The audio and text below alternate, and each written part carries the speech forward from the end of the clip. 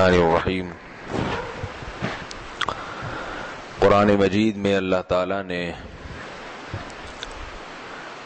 پڑوس میں رہنے والے، ساتھ سفر کرنے والے، اپنے علاقے میں رہنے والے، ان تمام لوگوں کے ساتھ حسن سلوک کا حکم دیا ہے۔ فرمایا وَاعْبُدُوا اللَّهَ وَلَا تُشْرِكُوا بِهِ شَيْئًا وَبِالْوَالِدَيْنِ إِحْسَانًا وَبِذِي الْقُرْبَى وَالْيَتَامَى وَالْمَسَاكِينِ وَالْجَارِ ذِي الْقُرْبَى وَالْجَارِ الْجُنُوبِ وَالصَّاحِبِ بِالْجَنبِ۔ احسان کا حکم دیا، تین قسم کے پڑوسیوں کا ذکر کیا ہے۔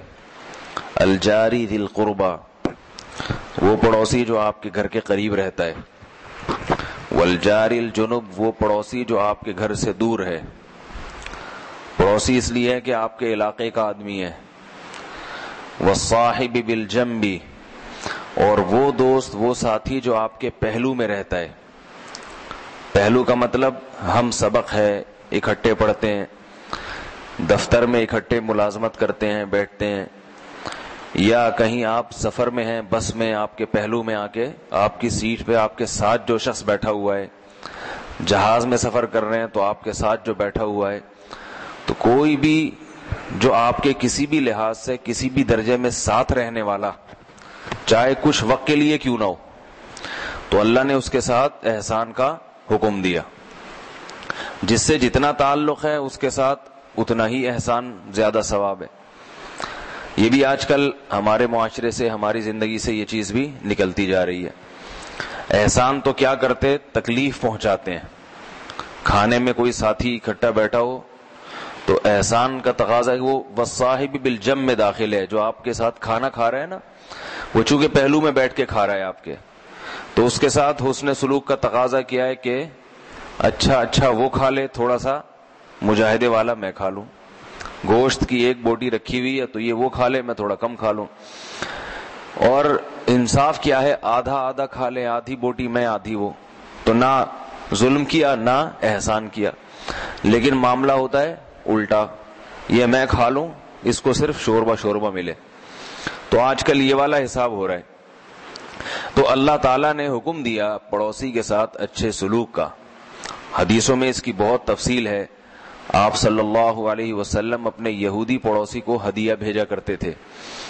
حضرت عائشہ رضی اللہ عنہا نے رسول اللہ صلی اللہ علیہ وسلم سے پوچھا کہ یا رسول اللہ، میرے دو پڑوسی ہیں، دو گھر ہیں میرے قریب، تو میں کس کو ہدیہ دوں؟ آپ نے فرمایا کہ جس کا دروازہ تمہارے گھر کے زیادہ قریب ہے۔ اب آپ اندازہ لگائیں کہ ایسی تعلیم تھی کہ حضرت عائشہ، امی عائشہ کے گھر، جن کے گھر میں ویسے ہی کچھ نہیں، گھر میں چولہا ہی نہیں جلتا تھا، 40 دن کے فاقے، لیکن چونکہ آپ صلی اللہ علیہ وسلم نے حسن سلوک کا حکم دیا تو انہوں نے بھی اس سے ہی فاقوں سے ہی کچھ نہ کچھ بچا کے پڑوسی کو تحفہ گفٹ کے لیے کچھ نہ کچھ رکھ لیا۔ اور پوچھ رہی ہیں کہ اتنا نہیں ہے کہ دونوں کو دے دوں، دونوں میں سے ایک کو دینا ہے تو آپ بتائیں۔ تو آپ نے فرمایا جو زیادہ قریب ہے اس کو دے دو۔ تو اس سے پتہ چلتا ہے کہ پڑوسی کے ساتھ حسن سلوک کے لیے دولت ہونا ضروری نہیں ہے، جذبہ ہونا ضروری ہے۔ آج کل میں دیکھتا ہوں لوگ افطاریاں ایک دوسرے کے گھروں میں بھجوا رہے ہوتے ہیں، تو یہ خوشی ہوتی ہے کہ تھوڑا سا یہ جذبہ ایک دوسرے کے خیال کرنے کا۔ افطاری تو سب گھر میں پکتی ہے، لیکن کسی کے ہاں تحفہ بھیجنے سے یہ ہوتا ہے کہ تھوڑا اس کو احساس ہو جاتا ہے کہ اس نے خیال کیا۔ تو یہ بھی اسی میں داخل ہے، ہدیے میں کسی کے ہاں افطاری بھیج دینا یا کوئی چیز بھیج دینا۔ حضرت ابو ہریرہ رضی اللہ عنہ سے روایت ہے کہ رسول اللہ صلی اللہ علیہ وسلم نے فرمایا کہ اے ابو ہریرہ، جب تم سالن بناؤ تو اس میں شوربہ زیادہ کرو، اور وتعاہد جیرانک، پھر اس میں اپنے پڑوسی کا بھی خیال کرو۔ شوربہ زیادہ کر دو تو تھوڑا سا پڑوسی کے پاس بھی بھیج دو۔ وہ غربت کا زمانہ تھا، کیونکہ پڑوسی کے پاس شوربہ بھی نہیں تھا۔ تو اس حدیث پر عمل کرنے کا آج یہ طریقہ نہیں ہے کہ آپ سالن پکائیں تو اس میں 2 بالٹیاں پانی ملا کے پڑوسی کو بھیج دیں، وہ کھائے گا ہی نہیں، بولے گا یہ پتلا شوربہ نہیں کھانا میں نے، کیونکہ اللہ نے اتنا پیسہ ہر ایک کو دیا ہے کہ کھانا ہر گھر میں بن جاتا ہے۔ تو مقصد صرف یہ ہے کہ تھوڑا ہدایہ کا، تحفے تحائف کا لین دین رکھو اپنے پڑوسیوں کے ساتھ۔ تو اور یہ تو وہ پڑوسی ہے جو ساتھ رہتا ہے، جو آپ کے دائیں بائیں رہنے والے لوگ ہیں۔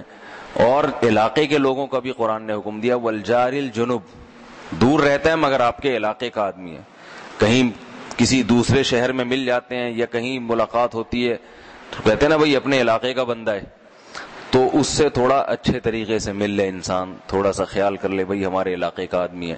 انسان کی فطرت بھی یہی ہے، بعض لوگ منہ پھیر لیتے ہیں، پہچاننے سے انکار کر دیتے ہیں تاکہ کہیں ایسا نہ ہو کہ پیسے نہ مانگ لے کہیں، ٹھیک ہے نا، علاقے کا آدمی دیکھ کے پیسے مانگ لے گا، تو اچھے سلوک کا حکم دیا۔ ہمارے ایک استاذ ہیں، انہوں نے بڑا دلچسپ واقعہ سنایا ایک عربی کا، فرماتے ہیں کہ سعودی عرب میں ایک عربی تھے جو انہوں نے واقعہ سنایا ان کو، پھر انہوں نے ہمیں سنایا۔ وہ کہتے ہیں کہ میں ہوائی جہاز میں سفر کر رہا تھا، امریکہ سے سعودی عرب آنا تھا انہوں نے، تو میرے قریب میں، یہ ماشاءاللہ باشرہ عربی، ان کی بڑی داڑھی، کہتے ہیں میرے ساتھ جو سیٹ تھی وہ انگریز کی تھی، گورے کی تھی۔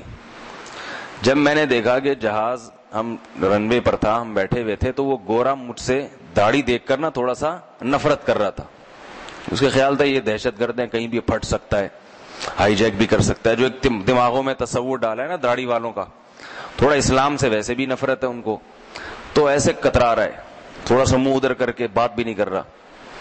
کہتے ہیں کہ میں نے جب بھی وہ ایئر ہوسٹس کوئی چیز لینے کے لیے آتی، کچھ کوئی دینے کے لیے آتی، کوئی کولڈ ڈرنک یا کوئی کھانا، تو وہ ٹیبل ہوتی ہے نا ہیش ٹیبل، وہ اپنے قریب نکالتا، تو میں اس کی ٹیبل بھی میں نے سیٹ کر دی، بھائی ان کو بھی دے دیں۔ کوئی بھی چیز کھاتا اس سے بھی پوچھتا کہ آپ کے لیے میں نکال دوں، یہ چاول نکال دوں آپ کے لیے، جیسے ہوتا ہے نا کہ یہ پانی آپ کو جگ سے پانی میں نکال دوں، یہ چائے میں آپ کو، تو وہ دیکھ رہا ہے کہ میں اس کو لفٹ نہیں کرا رہا اور یہ بات بات پہ مجھے پوچھ رہا ہے۔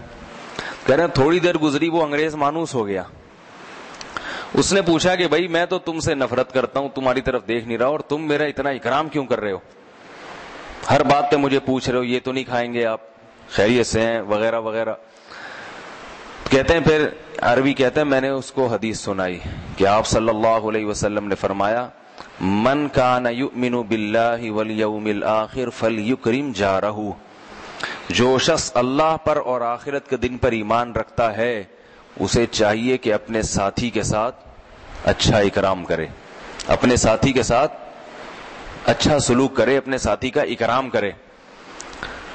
تو وہ حیران ہوا، اور یہ یاد رکھیں آپ صلی اللہ علیہ وسلم نے اپنے یہودی پڑوسی سے بھی اچھا سلوک کیا ہے۔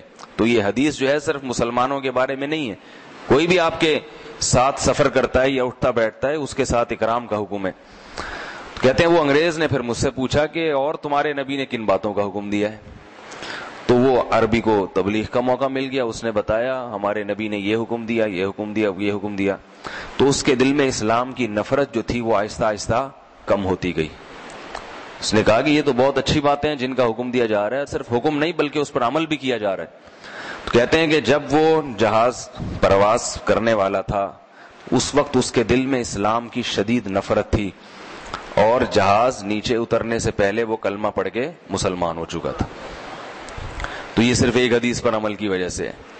تو عربوں میں دیکھا ہے ہم نے تھوڑا بہت یہ چیز کہ وہ اکرام کرتے ہیں، کوئی ساتھ ہونا اس کا اکرام کرتے ہیں، کھلاتے ہیں، اس کو پلاتے ہیں۔ ہم نے ایک ہمارے دوست تھے عربی تھے، وہ کبھی بھی گھر کے لیے کوئی فروٹ لے کر آ رہے ہوتے ہیں نا، تو ان کو راستے میں کوئی جاننے والا ملتا تو کچھ نہ کچھ 3-4 سیب نکال کے اس میں سے اس کو دے دیتے تھے کہ یہ اپنا دوست ہے، اس کو۔ ہم حیران ہوتے، بولتے بھائی نہیں، وہ کہہ رہے نہیں یہ لو۔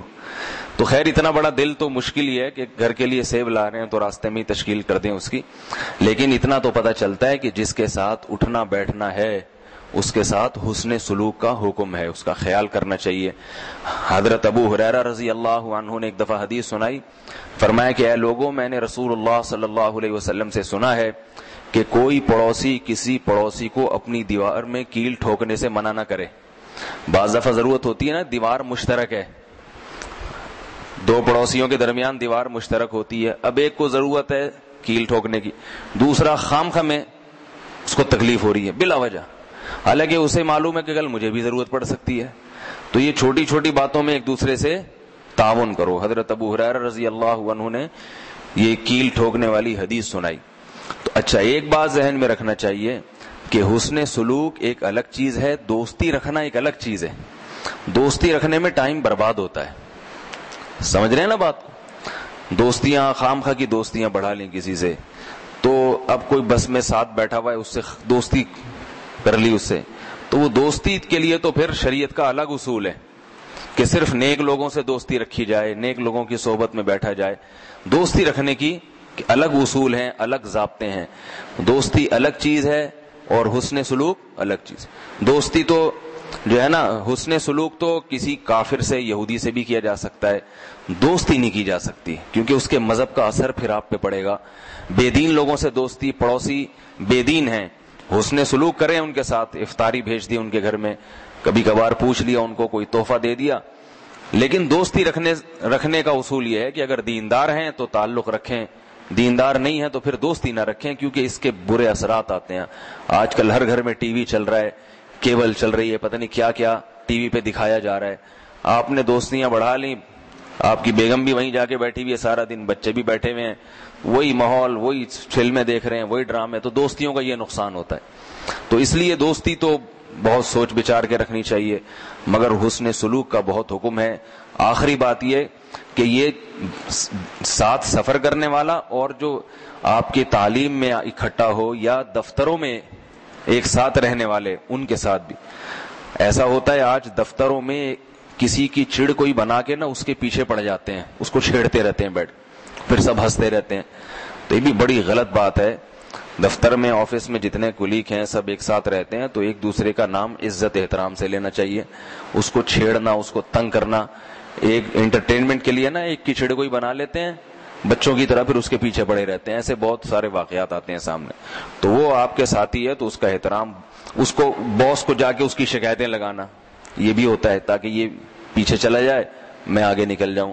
تو یہ ساری چیزیں پڑوسیوں کے حقوق کے خلاف ہیں. اللہ تعالیٰ سمجھنے کی، عمل کی توفیق عطا فرمائے. وما علینا الا البلاغ. توفیق عطا فرمائے. وما علینا الا البلاغ. توفیق